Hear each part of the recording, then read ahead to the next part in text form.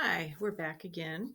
We're working on the chapter about how the church serves and how we can serve as part of the church. So last time we talked about the apostles. Now we're going to talk about the bishops and the pope. So we're on page 146. Get to that place. It says the bishops lead and care for the church. Holy Spirit, please be with the church. Think about your school. Name some people who lead and care for the students. Mr. Smith is our leader. Father Tom is there a lot too. I think you know that each and every one of those teachers there, including me, love and care for you and help you to be better people and learn, right? Everybody who works there. And your parents then too. Okay, we believe Jesus chose the apostles to lead the church. In later years, the apostles chose other men to lead the church. These men took the place of the apostles. They were the new leaders of the church. They did the work that the apostles had done. They worked together to lead the church. These leaders became known as bishops. I'm on page 147 now. Bishops still lead and care for the church today. They teach about Jesus in the church. They pray with the people in their care. And usually, when you see them, they're dressed similar to this. Bishops take care of each diocese. A diocese is made up of many members of the church. A bishop leads and cares for the people of his diocese. Look at the pictures on this page. Talk about the ways the bishops are leading and caring for the members of the church. Our bishop is Bishop Quinn. He lives in Winona and works in Winona and Rochester, and he looks over all the churches in the southern part of the state of Minnesota.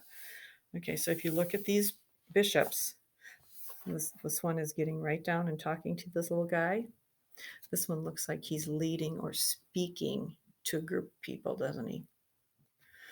Okay, we're going to go on to the next page. So we're on 148. This is called The Pope Leads and Cares for the Whole Church. God the Father bless the leaders of the church. There are many people who are leaders. Match the leaders with the groups of people they work for. Okay, who knows what a mayor does? Who does he lead? Does he lead a school, a team, or a city? We talked about this last fall. A mayor leads a city. How about a principal like Mr. Smith?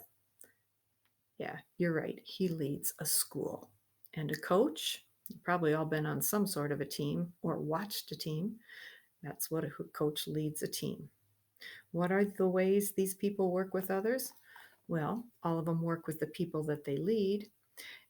In the school and on a team, the coach or the principal has to work with your parents too, and the public who might be interested in being part of that community, whether it's a team or a church, a school. So there are many different groups of people I have to work with. Okay, so I'm on page 149 now. The Pope is the Bishop of Rome in Italy, which is in Europe across the Atlantic Ocean. He takes the place of St. Peter. Remember the rock on which the church was built? Just like St. Peter, he leads and cares for the whole church. The Pope works together with all the bishops all around the world. He prays for and takes care of the church. He teaches what Jesus taught. He visits people all over the world. He helps people everywhere, and he cares for those in need. The Holy Spirit helps the Pope to be a good leader. The Holy Spirit helps the Pope to care for the church. Our Pope right now is Pope Francis. Imagine that the Pope will be coming to visit your city or town. You have the chance to meet him. What do you think he might say to you? Think about that. What would you want to ask him? And what would he say to you? Okay, this is Pope Francis right there in that picture. Okay, as Catholics, are in that little box in the corner. The Pope lives in the Vatican in Rome, Italy. The main church building of the Vatican is called St. Peter's. It is named for Peter, the first leader of the church. People who are visiting from all over the world gather outside St. Peter's every Wednesday. There, the Pope speaks about Jesus and the church. All right, have a great day. We will read a little bit more tomorrow. Bye bye.